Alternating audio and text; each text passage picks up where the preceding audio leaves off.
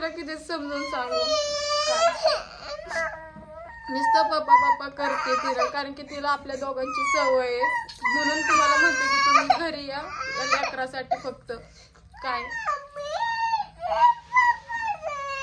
पप्पा बाहेर, बघितलं का ती सारखी म्हणते की पप्पा बाहेर आहे, पप्पा बाहेर. पप्पा नाही बाहेर, पप्पा आहे ना गावाला गेलाय, कामावर गेलाय, कामावर. पप्पा तुम्ही स्वतःच्या आबरू स्वतःच्या हाताने घालवायला लागले. तुम्हाला एवढं पण कळत कसं नाही की तुम्ही घरी यायला पाहिजे म्हणून. तुम्हाला असं काम करताना आम्ही बघू शकत नाही. लेकरू पण फक्त तुमच्यासाठी रडते, माहितीये का? तुमची नुसतं आठवण काढते, तिनं दिवसभरात नीट राहत नाही, नुसतं पप्पा पप्पा म्हणते. झोपेतून पण उठताना दचकून उठतीये. एवढं तर तुम्ही आहे ना तिची काळजी ना तुम्ही घरी यायला पाहिजे. आज ठीक आहे ना, मी तुम्हाला म्हणते बाबा तुम्हाला कसं राहायचं तसं राहा, तुम्हाला तुमच्या मित्रांमध्ये जायचंय मित्रांमध्ये जावा, तुम्हाला काय वागायचं तसं वागा. मी आता इथून पुढे तुम्हाला काहीच म्हणत नाही. तुमच्या आईची माफी मागायची, आईची माफी मागते, तुमच्या घरच्यांसोबत मी चांगलं वागते, बस आता एवढं पण म्हणते. पण तुम्ही आहे ना रिटर्न घरी या, फक्त एवढंच मला म्हणायचंय.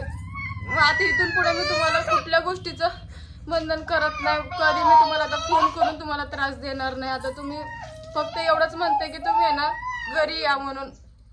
तुमच्या ज्या काय अटी आहेत ना त्या सगळ्या अटी मला मान्य आहेत. आज मला कळते ना की बाबा तुम्ही मित्रांमध्ये असताना मी तुम्हाला फोन करत होते तर तुम्हाला त्या गोष्टीचा म्हणजे किती त्रास होत होता की बाबा आपल्या बायकोचा आपल्यावर विश्वास नाही. ओ बर थांब, काय काय काय काय बर गप्प बस.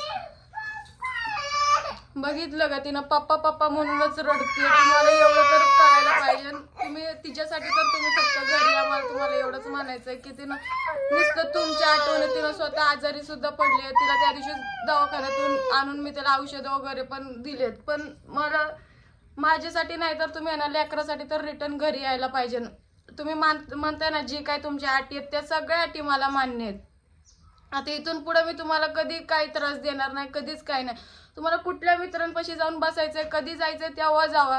आता इथून पुढे तुमच्या घरच्यांसोबत पण मी कधी भांडण करणार नाही आणि तुम्हाला पण आता कुठल्या गोष्टीचं मी तुम्हाला काही बोलणार नाही.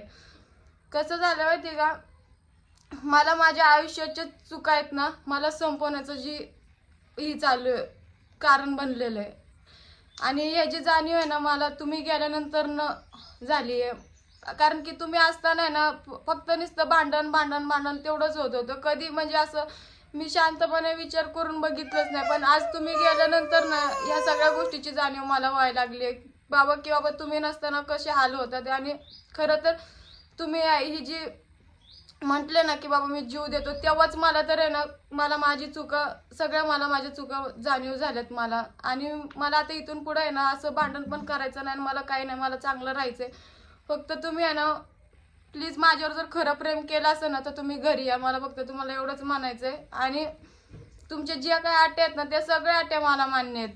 तुम्ही फक्त घरी या बस, मला बाकी काही नकोय. तुम्हाला कसं राहायचंय तसं राहा. आणि आरू पण तुमच्यासाठी किती रडते तुम्ही बघा आता ही व्हिडिओ पूर्ण बघा तुम्ही. आरू फक्त तुमच्यासाठी रडतीये.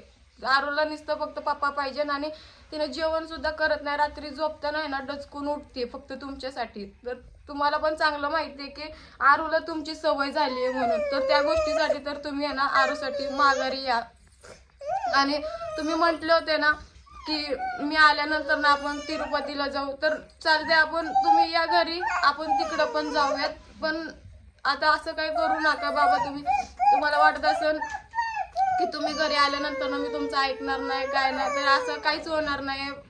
मी तुम्हाला म्हणते की तुम्ही फक्त घरी या, मी सगळ्या गोष्टी तुमच्या ऐकायला तयार आहे. आणि इथून पुढं काही असं होणार नाहीये. तुम्ही जसं म्हणतात तसं वागा. बरं नको रडू. आणि इथून पुढे माझ्याकडनं काय अशी चूक होणार नाहीये ही पण मी तुम्हाला सांगते. तुम्ही घरी या. काय झालंय काय पप्पा येते. ती सारखी कंटिन्यू पप्पा पप्पा म्हणूनच रडतीये. आणि ठीक आहे माझं पण रागाच्या भरात आहे ना काही गोष्टी अशा झाल्यात, मी तुमच्या कॉलर पकडलं, तुमच्यासोबत भांडण केलं. पण मला फक्त एवढं म्हणायचं त्या सगळ्या गोष्टी तुम्ही विसरून जावा आता बस एवढंच. तुम्ही जसं म्हणता ना मी तसं मी करायला तयार आहे. आणि काय काय तिकडं पप्पा ती सारखी मला बाहेर बोट दाखवते, तिला असं वाटतं की बाहेर पप्पा आहे म्हणून, सारखं मला म्हणते बाहेर घेऊन चल. रात्री सुद्धा 12-1 वाजता उठून मला तिनं नुसतं दरवाजापाशी बोट दाखवत होते आणि म्हणत होती की बाहेर चल म्हणून, बाहेर चल.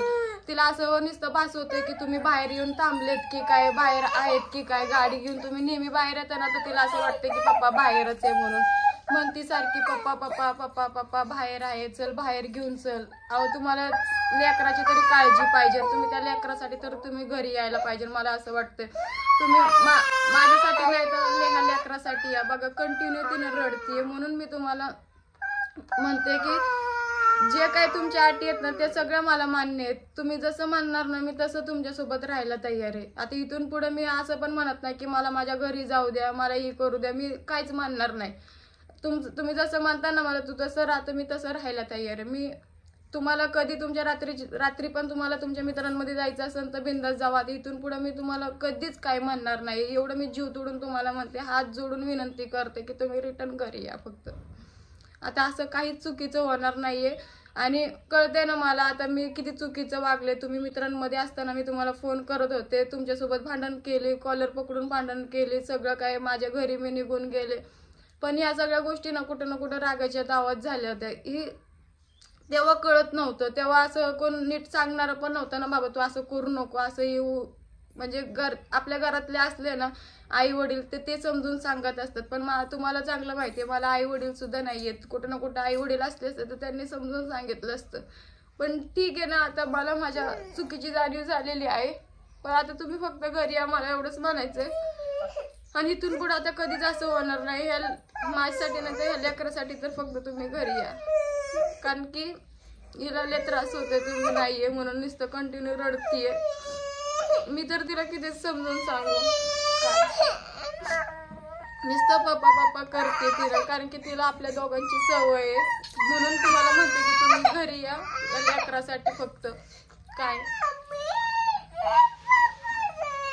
पप्पा बाहेर, बघितलं का ती सारखी म्हणते की पप्पा बाहेर आहे, पप्पा बाहेर. पप्पा नाही बाहेर, पप्पा आहे ना गावाला गेलाय, कामावर गेलाय, कामावर. पप्पा कामावर गेलाय, कामावरनं घरी येईल. तिला असं खोटं बोलावं लागतंय की पप्पा कामाला गेलाय, पप्पा गावात गेलाय म्हणून असं खोटं बोलून तिला हे करावं लागतंय. तर तुम्ही आहे ना फक्त थोडंसं तरी विचार करा आणि रिटर्न घरी या. आपण तिरुपतीला पण जाऊयात. तुम्ही म्हटलं होतं की तू घरी आल्यानंतर ना आपण तिरुपतीला जाऊयात, तर आपण तिकडं सुद्धा जाऊयात.